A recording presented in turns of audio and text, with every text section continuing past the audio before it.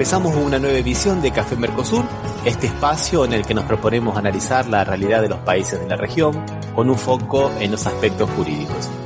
Hacemos este programa desde Rosario, Argentina, quien les habla, Osvaldo Di Princio y Daniela Burlini, y de San Pablo, Brasil, Ramiro Cayano Blanco. Este programa se transmite por la radio Las Voces del Muro. Los programas anteriores se encuentran en iVoox y en iTunes como Café Mercosur. También nos pueden encontrar en www.cafemercosur.com y en las redes sociales, Facebook y Twitter, también como Café Mercosur. Bueno, aquí estamos en otro encuentro de Café Mercosur, el encuentro número 210. ¿Qué tal, Osvaldo? ¿Cómo andás? ¿Qué tal, Ramiro? Más de 200 ya, ¿no? ¿Quién diría? Más de 200. Un café que se fue extendiendo en el tiempo.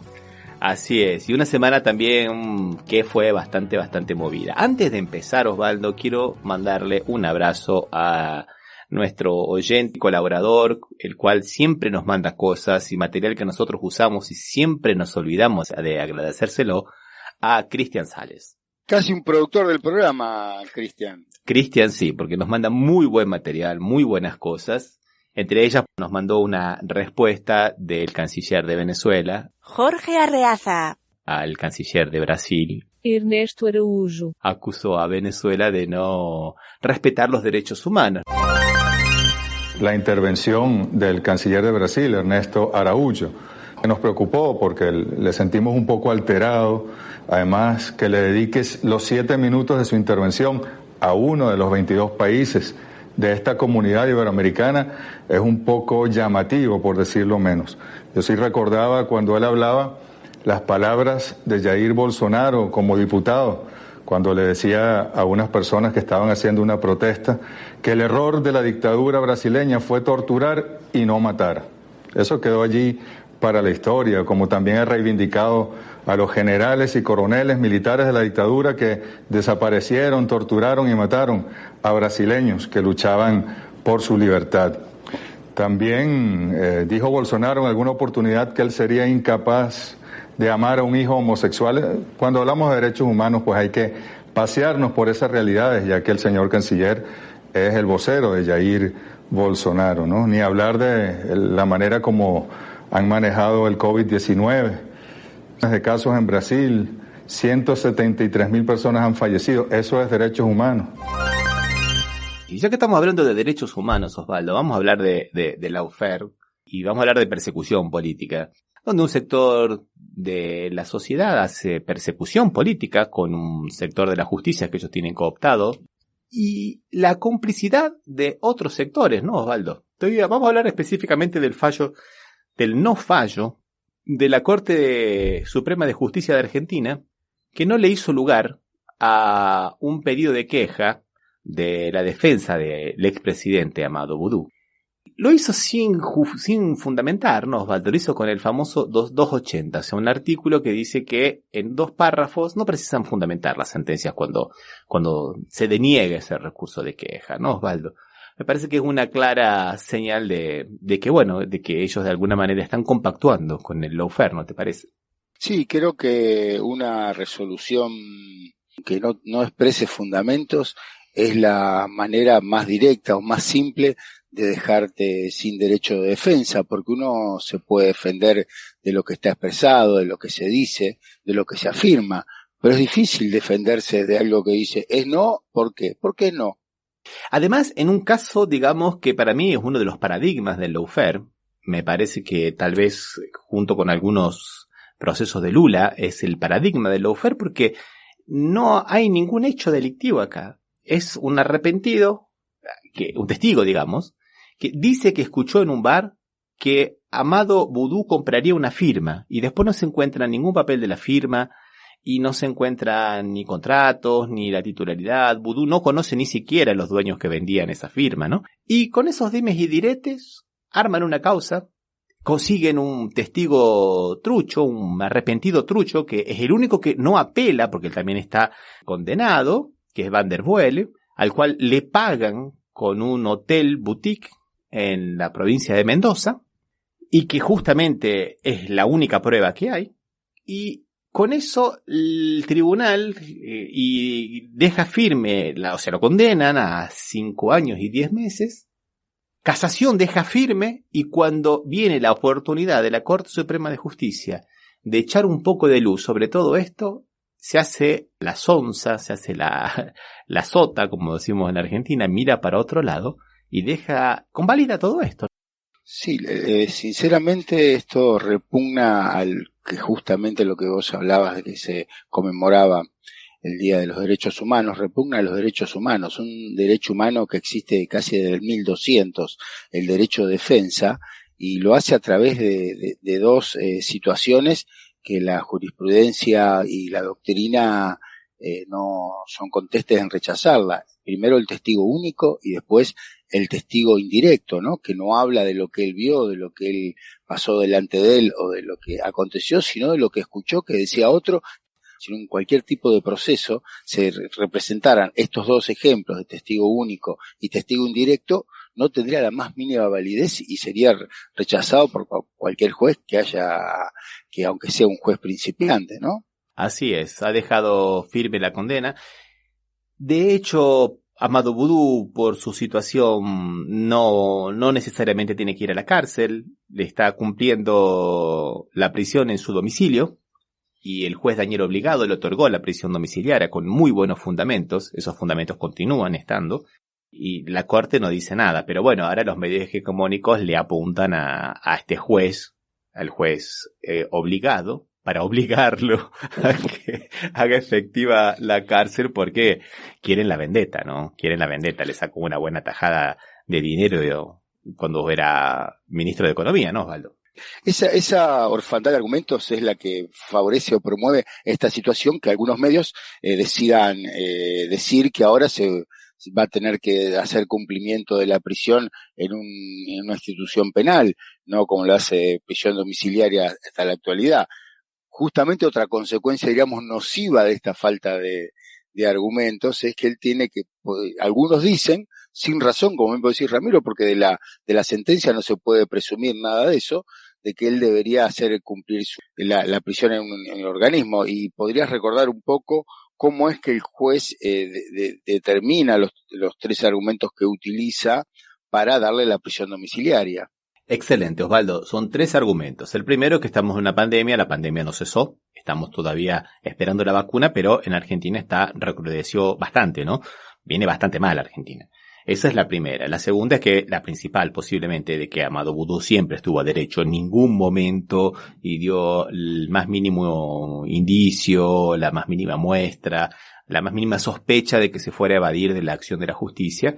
Y después la situación familiar que él tiene. Está casado con una mexicana que no tiene parientes aquí en la Argentina y tienen niños mellizos. La mexicana está trabajando.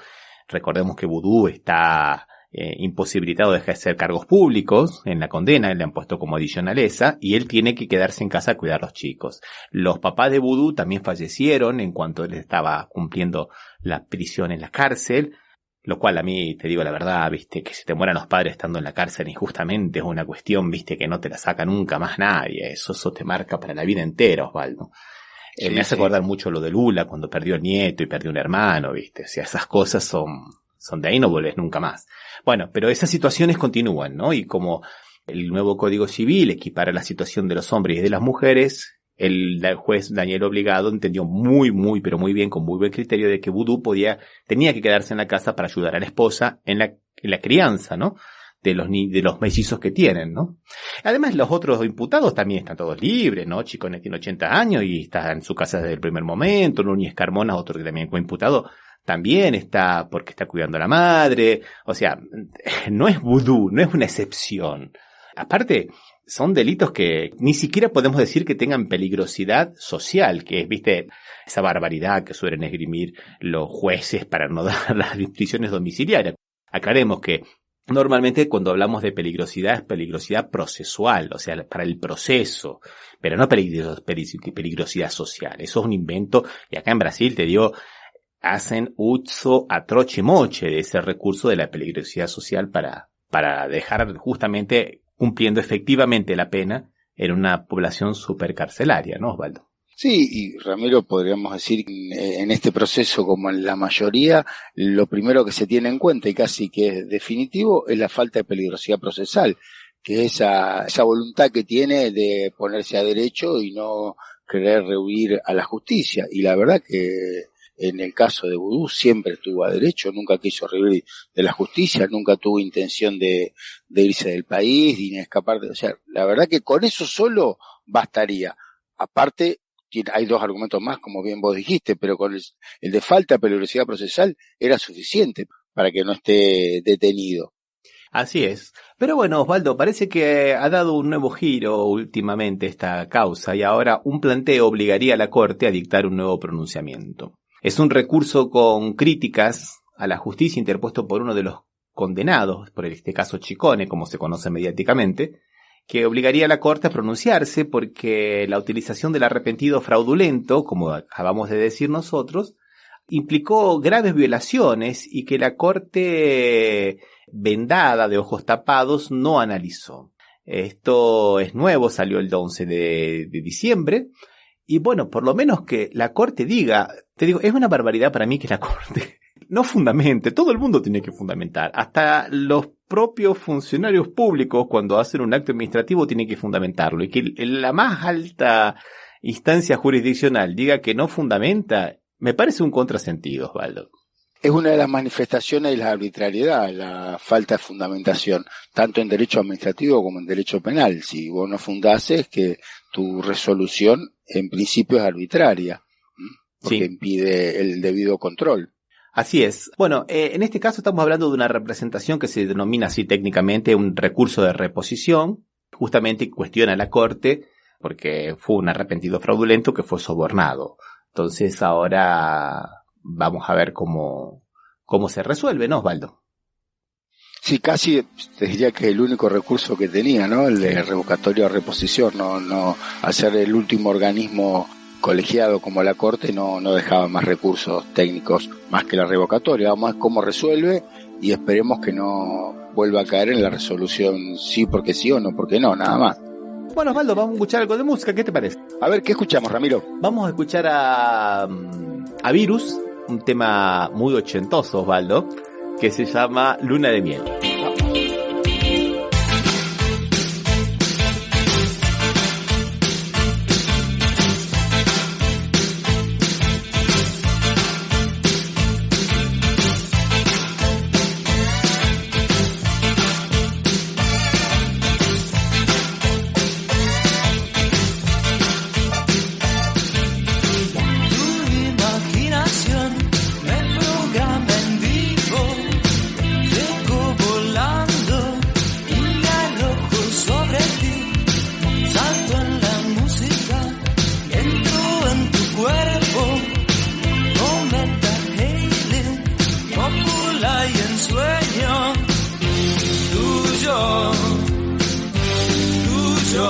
Luna de miel, luna de miel.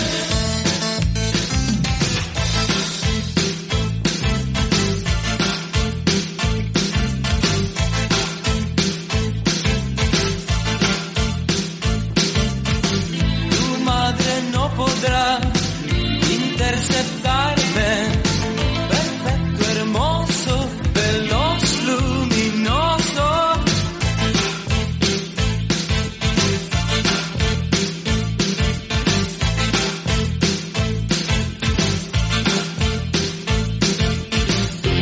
Caramelos de miel entre tus manos, te prometo una cita ideal, adorando la vitalidad.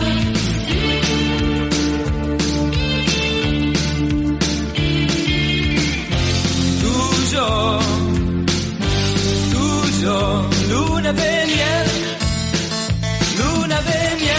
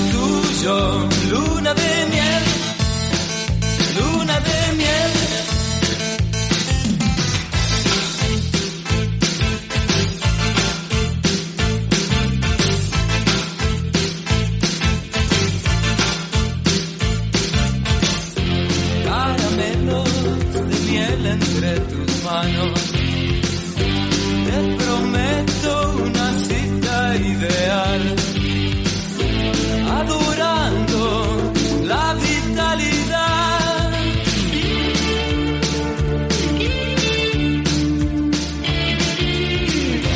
Gozo tuyo, luna de miel, luna de miel.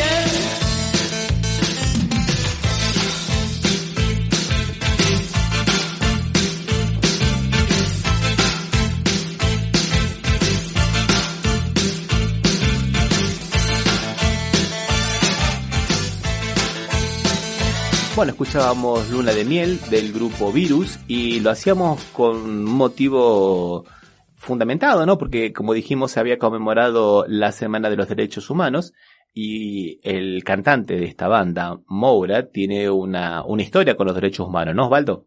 Sí, uno de sus hermanos, o su hermano, Jorge Horacio Moura. es desaparecido y integraba un equipo de rugby de La Plata La Plata Rugby Club. que tuvo todos los jugadores de la primera fueron desaparecidos y un poco pone la contracara a lo que se estuvo diciendo hace la otra semana y a principios de este año sobre las posibilidades de lo que es el rugby, atribuyéndole al rugby situaciones que puede ser que sean más fáciles que se produzcan, pero que no se promueven efectivamente por el deporte, ¿no? Porque ese deporte es el que más el deporte federado que más desaparecidos tiene durante la última dictadura militar, 152.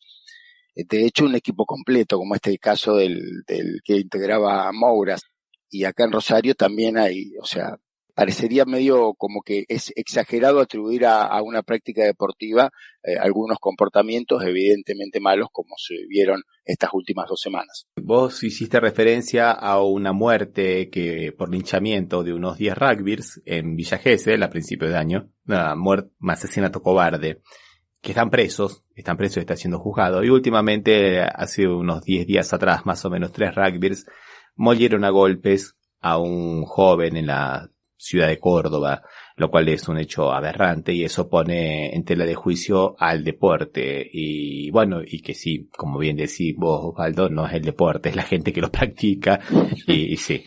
Y por otro lado también me parece que la federación también, la UAR tiene mucho que ver porque muchos otros equipos de fútbol, por ejemplo, Osvaldo, tienen una relación con los derechos humanos. La aproximación que hizo Zavala de la selección argentina con las abuelas de Plaza de Mayo para que los jugadores hicieran campaña, para que fueran a ver si había alguna posibilidad de las personas que habían nacido durante la época de la dictadura militar de acercarse para que se le hiciera el examen de DNA, de ADN, perdón, fue muy interesante. Acércate, abuelas. Hace 10 mundiales que te estamos buscando. Y la Federación de Rugby, por ejemplo, que como decís vos, que fue la que más desaparecidos tuvo, hasta ahora hace un silencio horrible, ¿no, Osvaldo? Sí, silencio. Vos creo que hablabas de Isabela, que falleció sí. Esta semana. Fue entrenador de la selección de fútbol que jugó el mundial en Brasil, el último mundial de Brasil. Sí, realmente no brilla por su participación con los derechos humanos, siendo que, por ejemplo, cuando vinieron los All Blacks, ellos fueron a la ESMA, una escuela de mecánica de la Armada, donde había un montón de detenidos que posteriormente eran desaparecidos, lanzados de los aviones. Ellos fueron. También te podría aclarar una cosa, ¿no? Que también creo que a veces eso que se hizo en los All Blacks fue un poco movido por una cuestión de marketing que ellos hacen, porque en Nueva Zelanda sigue habiendo un problema con la minoría maorí, ¿no? Que los integran generalmente los equipos de rugby, es que la única manera que tienen de trascender son como jugadores de rugby, o sea, pero ellos por lo menos tuvieron ese sentido que es lo que promovía Sabela y que acá parece bastante difícil que se haga, ¿no? Inclusive no hay acá en Rosario, todavía no se recuerda a ninguno de los jugadores desaparecidos que hay. No se recuerda, no se hizo conocido, que son varios.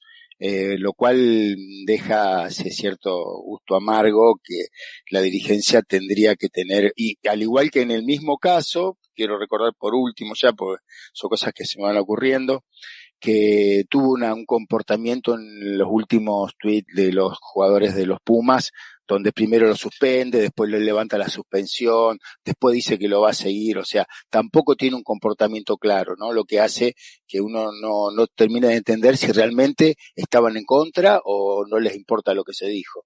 Sí, Hola. tenés razón, Osvaldo, totalmente de acuerdo.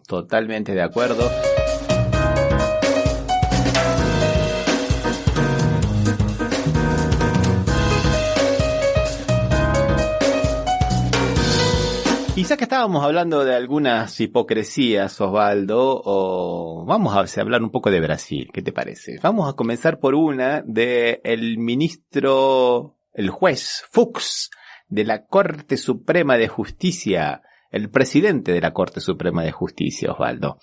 In Fux we trust, decían jocosamente en los mensajes de los operadores del Lavallato de Curitiba.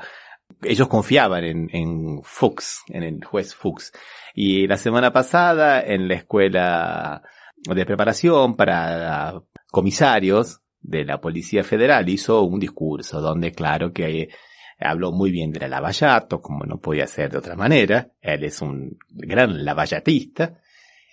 Y también dijo que muchos gobiernos habían hecho de la pandemia un negocio, habían desviado dinero y que eso era la corrupción, por eso que el Lavallato era muy buena y muy interesante, porque cada dinero, cada real, cada peso que se desvía es menos comida para la gente pobre.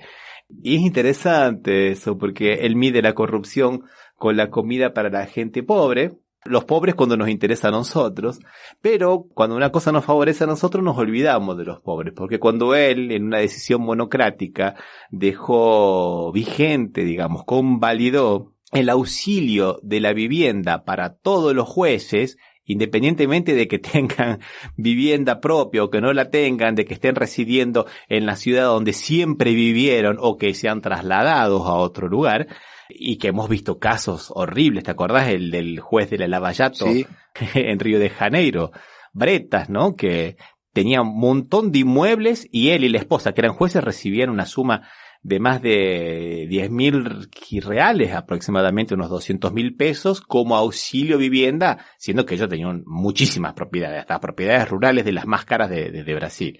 Bueno, entonces ahí en ese caso, con esa cuestión de privilegio que tienen los jueces, ¿no? Porque una es cuestión de privilegio.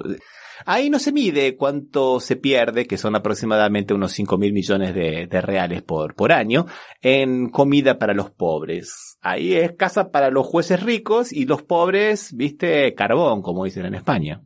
Sí, los pobres les importan cuando quieren justificar algo, pero cuando podría ser una ayuda, porque 5.000 millones de reales es una cifra muy importante, ¿a cuánto podría ayudar? Al igual que en la Ciudad Autónoma de Buenos Aires, que Larreta ahora se acordaba de la comida de los pobres, esa manía que tiene de pavimentar, repavimentar las mismas calles en un par de años más de una vez, hacer canteros y todo eso, ¿a cuántos pobres podría alimentar también, no? Si fuera el caso, parece que fuera el objeto de su gobierno, ¿no? ¿Por qué no lo hace cuando dilapida fondos públicos, haciendo que la misma calle 2 o 3 veces sea repavimentada o rearreglada?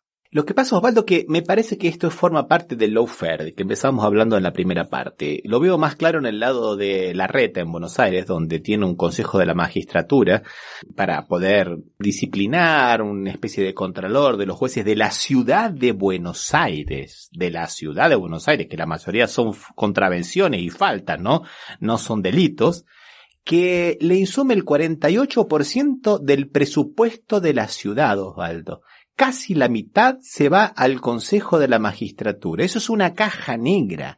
Eso es una mafia de los operadores jurídicos de Buenos Aires. Ese es el Colegio de Abogados de Buenos Aires y toda la mafia ahora que se quedaron sin el gobierno de la nación. Eso lo denunció el legislador Santoro de la ciudad de Buenos Aires. ¿Cree que lo escuchemos, Osvaldo? Sí, porque toca esos temas que yo todavía, sinceramente, Ramiro, no quiero desconfiar de vos. A ver, ¿qué dice? Mira, yo te adelanto una cosa, Osvaldo. Si vos no me crees, él te va a dar la respuesta por qué vos no me crees. Es porque realmente se ha silenciado totalmente esto. Escuchémoslo, mira. A ver. El verdadero agujero fiscal que tenemos en este presupuesto es el gasto de justicia. Y cuando hablamos del Poder Judicial de la ciudad, no hablamos ni de Comodoro Pi ni del Palacio de Tribunales. Hablamos de un poder que prácticamente nadie conoce y que no tiene sentencias ni condenas porque se la pasa archivando causas. Esta es la verdadera caja de la política, que el jefe de gobierno tendría que haber alterado. ¿Sabe cuánto aumenta el presupuesto para la justicia en la ciudad? 35%. ¿Sabe cuánto aumenta en este mismo presupuesto el presupuesto para los organismos del control? 24%. 13.000 millones de pesos es el presupuesto al Consejo de la Magistratura. 13.000 millones de pesos equivale a transformar el Consejo de la Magistratura en el viejo Consejo Deliberante.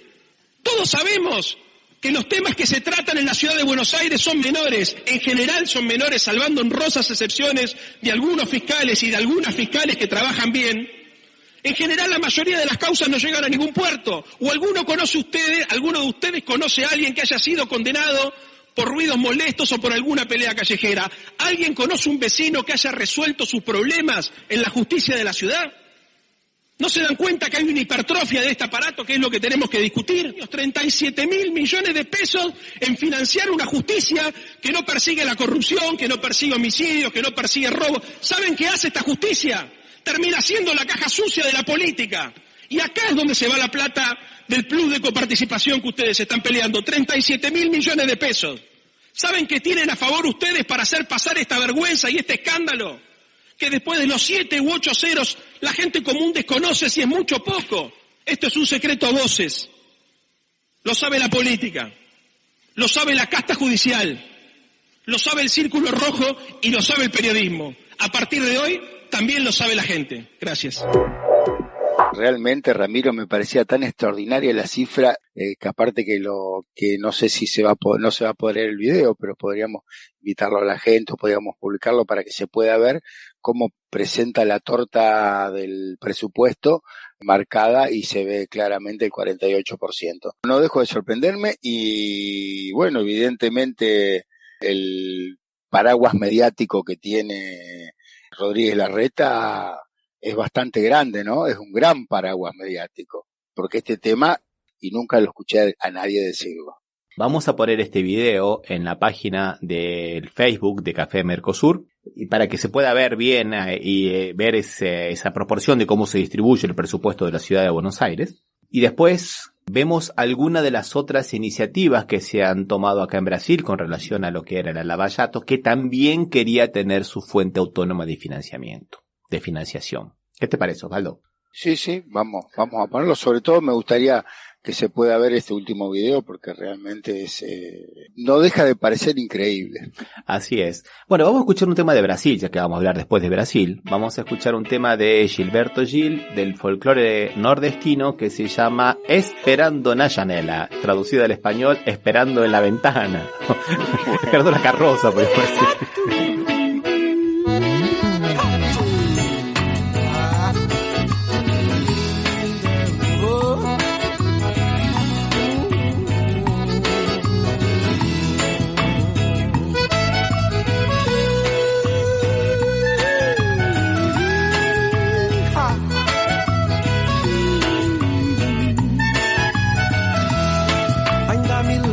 Seu caminhar, seu jeito de olhar, eu me lembro bem.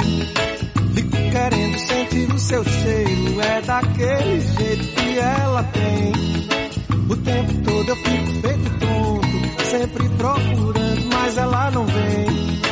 E esse aperto no fundo do peito, desses que o sujeito não pode aguentar. Ai, esse aperto aumenta meu desejo, e eu não vejo a hora de poder lhe falar. Por isso eu vou na casa dela, ai, ai, falar do meu amor pra ela, vai. Tá me esperando na janela, ai, ai, não sei se vou me segurar. Por isso eu vou na casa dela, ai, ai, falar do meu amor pra ela, vai. Tá me esperando na janela, ai, ai, não sei se vou me segurar.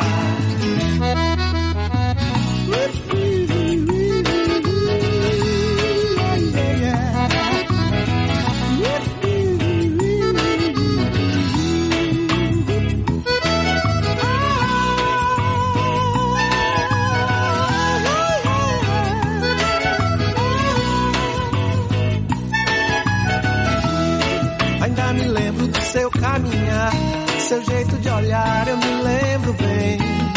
Fico querendo sentir o seu cheiro, é daquele jeito que ela tem. O tempo todo eu fico feito tonto, sempre procurando, mas ela não vem. E esse aperto no fundo do peito, desses que o sujeito não pode aguentar. Ah, esse aperto aumenta meu desejo, e eu não vejo a hora de poder lhe falar. Por isso eu vou na casa dela, ai, ai, falar do meu amor pra ela, vai. Tá me esperando na janela, ai, ai, não sei se vou me segurar.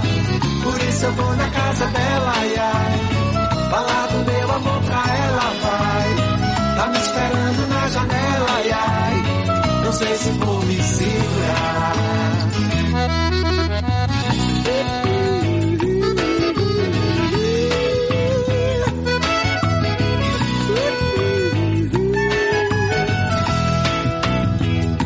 Eu vou na casa dela, ai, ai, falar do meu amor pra ela, vai. Tá me esperando na janela, ai, ai, não sei se vou me segurar.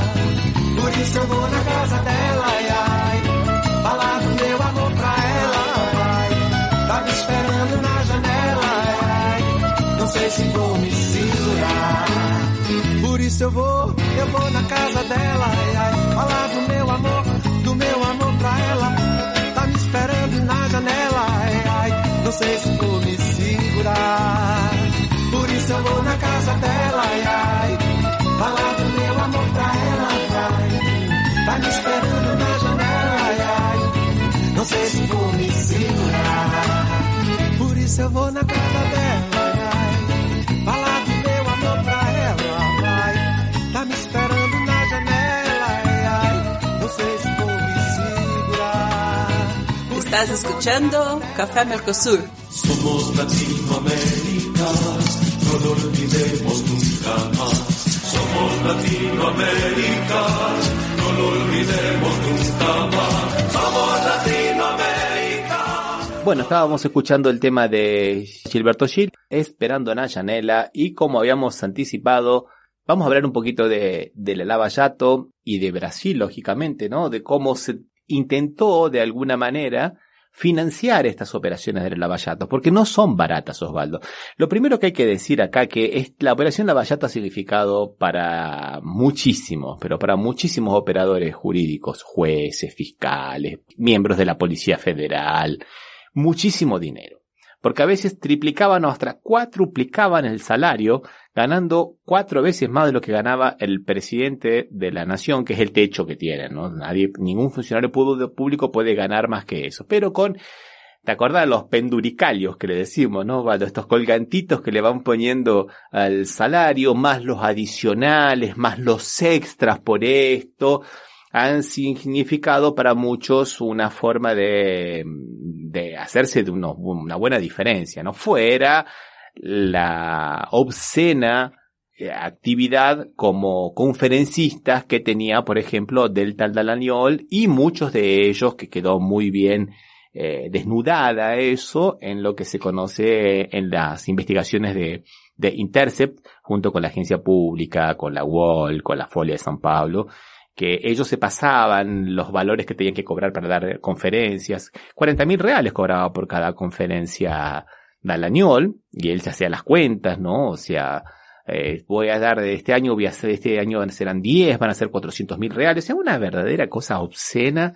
donde más que digamos personas preocupadas con la administración de justicia, estaban mucho más preocupadas con la administración de su peculio personal, Osvaldo. Estos adicionales y estos extras casi duplicaban el salario, ¿no? Casi duplicaban lo que gana el presidente. No, casi cuadruplicaban. La mayoría de las veces más que lo duplicaban. Muchas veces lo triplicaban y llegaban hasta ser 4 veces más. Qué manera de distribuir fondos. Y cómo se acordaban de los pobres nuevamente, ¿no? Lo que hablamos antes. El mismo jueces y funcionarios pobres que pudieron cuadruplicar sus ingresos gracias a estos adicionales y extras. Pero una positiva, Osvaldo. El fiscal general de la Nación, Augusto Aras, resolvió bloquear 270 millones de reales que iban a una fundación de la Lava Jato, pero no era Lava Jato, digamos la Lava Jatito de la sucursal de Brasilia de la Lava Jato, porque la Lava Jato tenía, viste, la cabeza, la sede, la central en Curitiba, pero iba teniendo lavallatitos en diferentes lugares, ¿no? Los más importantes eran en San Pablo, en Brasilia, lógicamente, y en Río de Janeiro. Entonces ellos habían hecho un acuerdo, que en Brasil se llama acuerdo de leniencia, podemos decir un acuerdo de arrepentidos, que para que pudieran declarar como arrepentidos tenían que pagar a la empresa JBS, que era de la empresa Friboi, que es la principal empresa de frigoríficos del mundo, que iban a dar 270 millones a la Lava Jato de Brasilia para que ellos hicieran una fundación para combatir la corrupción, que ellos iban a administrar. Ahora entiendo por qué la Vallatito de todas maneras, porque son 270 millones de reales, porque la Curitiba, ¿cuánto era? 2.300 millones, casi 10 veces más, Osvaldo. Hiciste recordar eso que también fue bloqueado, que eso fue bloqueado, digamos, por la Corte Suprema de Justicia, que también querían tener una fundación para combatir y hacer el museo de la corrupción y combatir la corrupción, ya con esto que le iban achacando, que le iban extorquiendo, para decir de alguna manera más fina, ¿no? Para que se pudieran presentar como arrepentidos y de esa manera evitar la cárcel, ¿no, Osvaldo? Sí, un museíto, digamos, casi un Louvre era con 2.700 millones de real lo que querían hacerlo.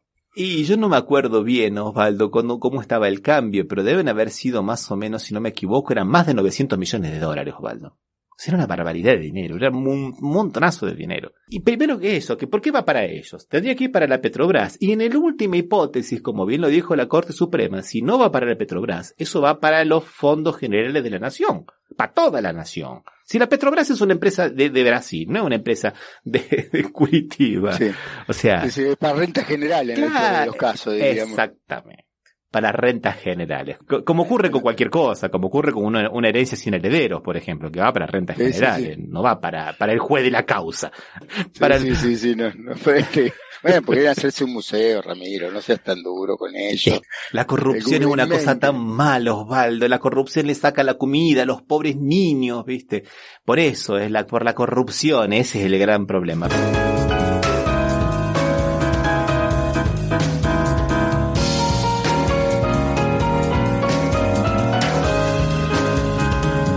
Hablando de la comida de los pobres niños, salió un estudio de la UNICEF donde 20 millones de personas aquí en Brasil no tienen para comer. No tienen para comer. O sea, un estudio muy pero muy duro. Han perdido toda la fuente de ingreso y ahora que se acaba esa ayuda emergencial que le da Jair Bolsonaro, se quedan prácticamente nuevamente en la miseria. Un número durísimo. Y 13% también disminuyó mucho su poder de compra y un 40% más o menos de la población ha disminuido. Ramiro, ¿cuántos millones de reales está calculado lo que se deja de dar Bolsonaro a los sectores más postergados? Bueno, te escuché las cifras, no sé si las es. Era la gente que dejaba de comer, eran 20 millones de brasileños que dejaban de comer. Fue un informe que hizo sobre un estudio de la UNICEF, que lo presentaron también la semana pasada, el día 11, y durísimo, un informe durísimo. Pero no todo es malo, Osvaldo, no todo es malo. Nosotros siempre hablamos mal de Bolsonaro, pero no todo es malo. Ahora vamos a poder comprar armas importadas sin pagar impuestos. Acabó. Impuestos, ves que siempre lo que pide todo el mundo. Acá en la Argentina siempre estamos acostumbrados. Pagamos mucho impuestos, allá los están bajando. Ahora, ¿por qué de armas, no? Y fue la promesa de campaña de Bolsonaro. Bolsonaro dice que un pueblo armado es un pueblo que puede hacerle frente a la tiranía. Ese es el mejor argumento que encontré hasta ahora, Osvaldo, ¿viste?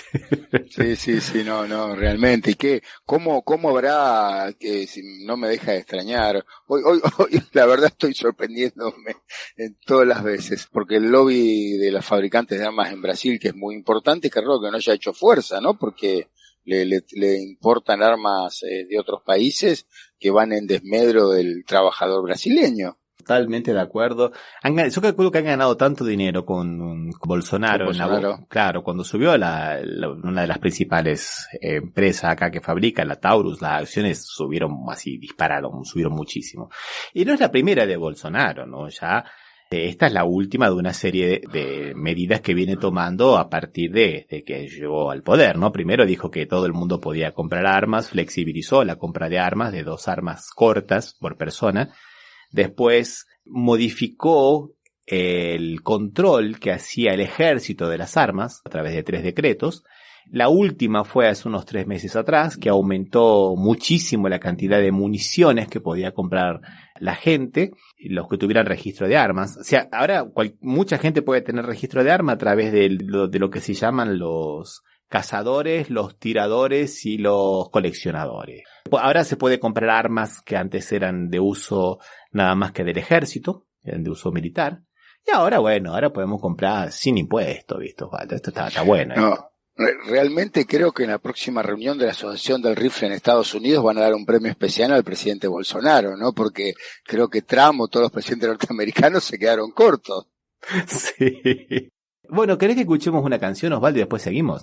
Dale, ¿qué vamos a escuchar? ¿Algo de Brasil? Y algo relacionado con Bolsonaro, ¿qué te parece? Una banda amiga de este programa que se llama Francisco el Hombre y el tema Bolsonada. Vamos con Bolsonada.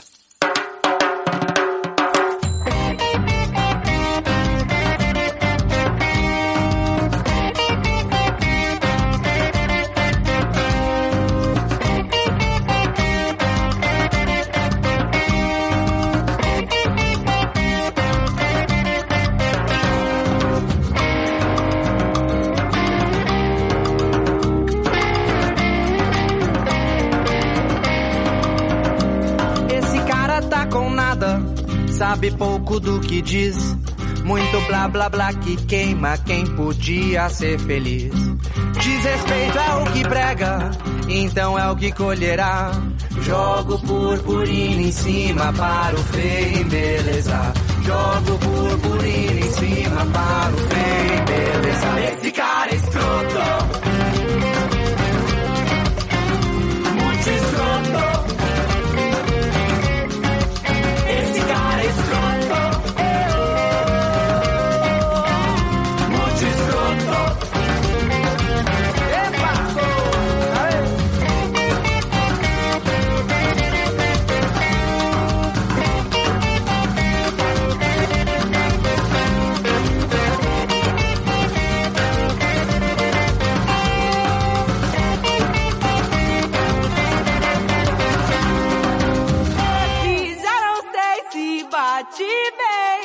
Se é um fascista é concedido cargo alto e voz viril. Vai lucrar do desespero, tal loucura já se viu. Bolso dele sempre cheio, nosso copo anda vazio. Mesquinhez, intolerância, Bolsonaro que pariu. Bolso dele sempre cheio, Bolsonaro que pariu. Bolso dele sempre cheio, Bolsonaro que pariu. Esse cara é escroto, muito escroto. Esse cara é escroto, muito escroto.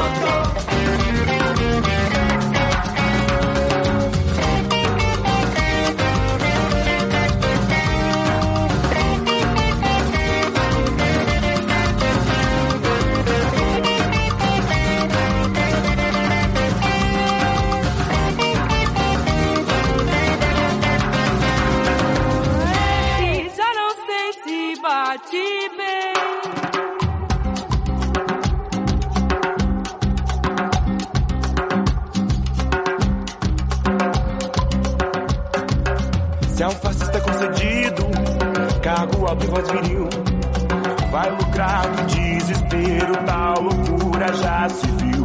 Bolso dele sempre cheio, nosso copo anda vazio, mesquinhez, intolerância, bolso nada que pariu. Bolso dele sempre cheio, bolso nada que pariu. Bolso dele sempre cheio, bolso nada que pariu. Bolso dele sempre cheio, bolso nada que pariu. Bolso dele sempre cheio, bolso nada que pariu. Esse cara é escroto, muito escroto. Esse cara é escroto, muito escroto.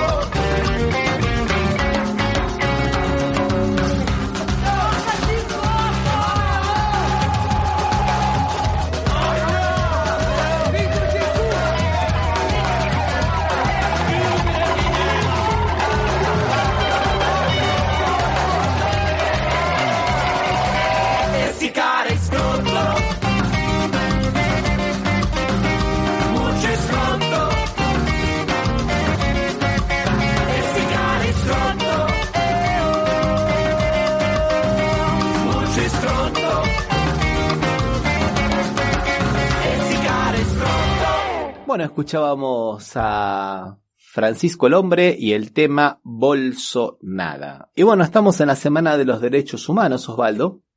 No podemos dejar de recordar que también se cumplieron 1000 días del asesinato de la concejala, activista social, defensora de los derechos humanos, Marielle Franco, en la ciudad de Río de Janeiro, a balazo, acribillada, junto a ella, junto con el chofer, Anderson Gómez, y en un hecho horrible, Osvaldo, en pleno centro, cuando ella salía de una reunión, justamente con activistas sociales, y fue un hecho que hasta hoy es una herida abierta, Osvaldo. Y después de 1000 días, de casi 3 años, no hay nada, no hay ninguna punta, ningún posible responsable, nada que pueda indicar. La razón se puede presumir, ¿no? Pero ¿quién fue el autor material de esto? Bueno, buena pregunta, Osvaldo. Los autores materiales ya están presos. El policía militar retirado Ronnie Lessa, de 48 años, y Elcio Vieira de Queiroz, de 46 años, ex policía militar. Lo que no se consigue llegar es a los asesinos intelectuales, al que mandó a hacer eso. Hay varias posibilidades, hay varias puntas, está todo muy relacionado también con lo que son las milicias en Río de Janeiro, pero también hay una punta de investigación que llega a la familia Bolsonaro. Uno de los delincuentes, uno de los asesinos, horas antes había estado el condominio cerrado donde vive Jair Bolsonaro, a pocas casas, y supuestamente habría preguntado en la portería por Jair Bolsonaro. Y el portero dice que llamó a Jair Bolsonaro y él fue el que le permitió el ingreso al condominio. Después Jair Bolsonaro se demostró que estaba en Brasilia, y ahí viene una serie de dimes y diretes, Osvaldo, porque por un lado, 2 meses antes el condominio había cerrado, había cambiado el sistema de llamar a la gente por teléfono fijo, porque lo hacían ahí por teléfono celular. Entonces que tranquilamente, si lo llamaron al teléfono de celular de Jair Bolsonaro, podría haber atendido desde Brasilia. Y en ese momento el que era el ministro de Justicia, Sergio Moro, el ex juez de la Lava Jato, le toma una declaración al portero a través de la Policía Federal, siendo que el que estaba investigando era la Policía del Estado de Río de Janeiro, Osvaldo. ¿Qué se mete la Policía Federal en un caso que es de competencia provincial, digamos, estadual, acá en el caso de Brasil? Y el portero dice no, que se confundió, en realidad dijo Jair Bolsonaro, pero podía haber dicho otra cosa. O sea, una cuestión bastante compleja, todavía esto no está dilucidado. El comisario que actuó en las investigaciones durante los primeros meses, después lo destinaron a una beca a Italia, y de ahí en más, poco más hemos sabido de quién es el que realmente mandó a matar a Marielle Franco. Ese es el tema con relación a esta activista social, Osvaldo. Sí, me estaba recordando lo que ya habíamos tocado en algunos programas sobre este tema, sobre lo que había pasado en ese ingreso o no ingreso, esa autorización que estaba, que no estaba. O sea, sigue todavía sin quedar claro, ¿no? No se ha avanzado mucho en descubrir los autores intelectuales. No se ha avanzado para nada, Osvaldo.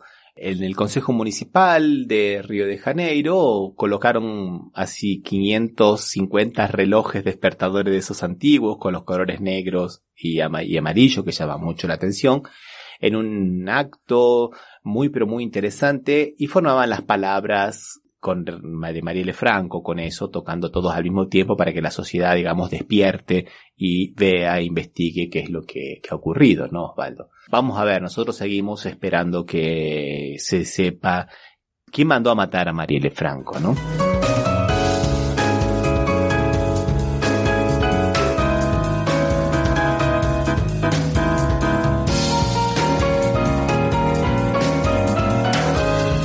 Nos vamos a meter con otro tema.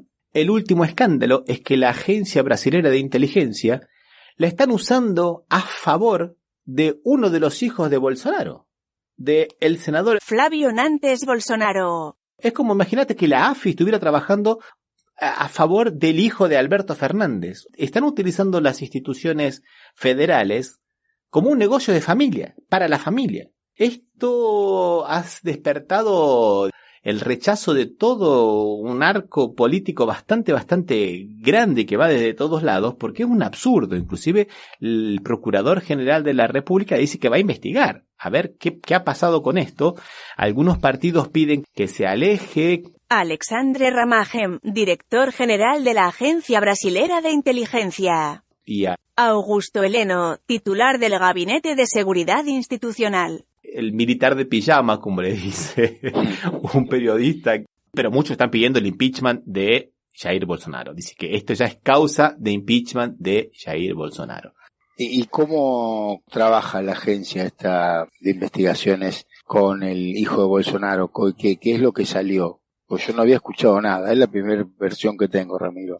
Mira, al hijo de Jair Bolsonaro, a los hijos de Jair Bolsonaro, los están investigando por enriquecimiento ilícito, porque se quedaban con parte de los salarios de los funcionarios. Muchos de esos funcionarios que tenían eran fantasmas cuando eran concejales y diputados en el estado de Río de Janeiro. Esas investigaciones están bastante avanzadas, y lo que estaba haciendo la BIN es dándole informes a la defensa de Bolsonaro de cómo hacer para anular todas esas investigaciones. Sí, o sea que tenía colaboración, que me parece que la agencia de investigaciones no estaba para eso, ¿no? Es como que le estamos, dando tareas que no eran propias de la agencia, con fondos del Estado. Así es, Osvaldo. En beneficio de un integrante de la familia presidencial.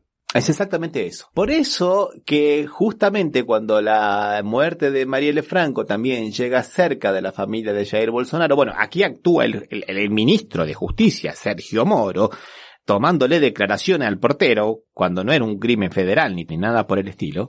Y aquí en este caso Bolsonaro, que hace que la agencia brasilera de inteligencia trabaje para uno de sus hijos. Una cosa, no es que sea opaca, es absurdamente antirrepublicana, ¿no te parece, Osvaldo? Sí, no.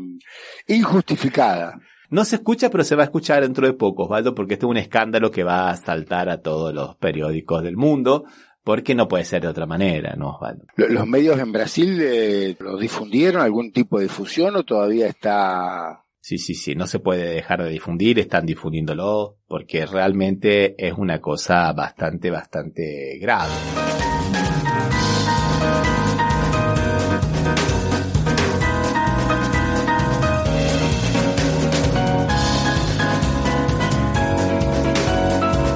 General Heleno, Osvaldo, que ya otras veces ya le hemos hablado sobre él, ¿no? Salió después de decir que el periodismo está en contra de las instituciones. Cuando informás estás en contra de las instituciones. Esas cosas que ya sabemos que son las excusas ya de siempre. Y las Qué difícil es encontrar cuando vos decís un general en el gobierno si lo nombramos varias veces. Lo que pasa es que nombramos tanto militar en el gobierno de Bolsonaro que uno ya se pierde, ¿no? Parece que fuera la plana mayor del ejército y no fuera un gobierno democrático el de Bolsonaro. Vos sabés, Osvaldo, que la semana pasada Bolsonaro en un discurso dijo, ante la Academia Militar, dijo una cosa que realmente nos ha sorprendido a todos. Dijo que la oposición está buscando pequeños detalles para estar en contra del gobierno de los militares con algunos ministros civiles. O sea que esto no es un gobierno elegido democráticamente. Sí, es un gobierno militar con algunos ministros civiles. ¿Viste? Esa ya, viste, me dejó totalmente anonadado cuando escucho. ¿Quién nos gobierna? Claro, no, por eso, porque vos decís, ¿te acordás del general? ¿Cuál de todos los generales? Tu observación fue buenísima, Osvaldo. Me hizo acordar de ese discurso de Jair Bolsonaro y de esa categorización, ¿no? Un gobierno de los militares con algunos ministros civiles. Estamos ante unas nuevas formas democráticas que se estudiarán dentro del derecho político dentro de algunos años. Es una nueva categoría de gobierno que se le podría sumar a las que planteó Aristóteles o Platón en la antigua Grecia, ¿no? Ahora, el gobierno de los militares con algunos civiles, podríamos. Si no fuera tan trágico sería gracioso, ¿no? Porque como hemos dicho, 20 millones de personas no tienen para qué comer. Estamos con más de 180.000 fallecidos por el coronavirus oficiales, porque a diferencia de otros países, acá únicamente se contabilizan cuando se le hace el test contra el coronavirus, pero cuando mueren, por ejemplo, con lo que se llama los síndromes de respiratorios agudos, que es justamente los síntomas del coronavirus, no se les pone que murieron por coronavirus. Con eso estaríamos llegando casi a 250.000 de fallecidos por coronavirus. Y en cuanto a eso, Bolsonaro, en lugar de buscar la vacuna como debe ser, en lugar de tratar de hacer una política sanitaria como corresponde, dice que es preferible perder la vida que perder la libertad, y se dedica a cosas tan trascendentes como, por ejemplo, poner en exposición permanente el vestido de la esposa y el traje que él usó cuando asumieron como presidente, ¿viste? Estamos en la pavada, en una de las peores crisis económicas y sanitarias del siglo, y haciendo, ¿viste? Poniendo en exposición la ropa que usó el primer día que fue presidente. Sí, una crisis que parece que no para de crecer en todo el mundo, ¿no? No solo en Brasil, o sea, con la segunda o tercera ola, ya no. En Estados Unidos parece que fue la tercera, en Europa la segunda. Y sigue creciendo la cantidad de víctimas y la cantidad de enfermos. Y bueno, y él está atento a exhibir su traje y el vestido de su mujer, ¿no? Así es, Osvaldo, totalmente de acuerdo. Pero bueno, vámonos con una noticia positiva, Osvaldo. Que tiene que ver con los derechos humanos y tiene que ver con el lawfare. La Sala Sexta del Tribunal Federal de San Pablo archivó una 7ª denuncia contra Lula da Silva. ¿Por qué? Porque no hay materialidad, porque no hay pruebas, porque no hay nada. En este caso se trataba supuestamente de influencia a favor de la empresa del hijo y no había absolutamente nada. Ya es la 7ª causa que se cae. Hasta ahora Lula fue condenado nada más que en los 2 casos que fueron investigados en Curitiba. En todos los otros lugares que no haya sido la Lavallato de Curitiba, todas las causas han sido archivadas por varios motivos, ¿no? Insuficiencia de pruebas, indeterminación de los hechos por los cuales se lo acusa. Eso es el lawfare, eso es la persecución, eso es Amado Vudú y eso es también Lula da Silva, ¿no, Osvaldo? No, sí, Ramiro, o sea, lo bueno de esto podríamos resumirlo en que no correría riesgo el estado de libertad en este momento de Lula, ¿no? Estaría salvo porque las causas no están avanzando y son archivadas una tras otra. Así es, pero como te digo, ahora con el presidente que tenemos, in whom we trust, nunca sabemos, no podemos confiarnos demasiado. Sí, bueno, sí. Osvaldo, dejamos por aquí entonces, ¿qué te parece? Sí, Ramiro. Hicimos una buena reseña de los derechos humanos, una pequeña actualización en Argentina y en Brasil. Y recordamos que este programa se emite en la radio lasvocesdelmuro.net. ¿Y los domingos, Osvaldo? En FM Impacto de Villanor Galvez. Y que también nos pueden seguir en las redes sociales, ¿no? Facebook y Twitter como Café Mercosur. Y visitar nuestra página www.cafemercosur.com. Un abrazo, Osvaldo, hasta la próxima. Un abrazo y hasta el próximo café.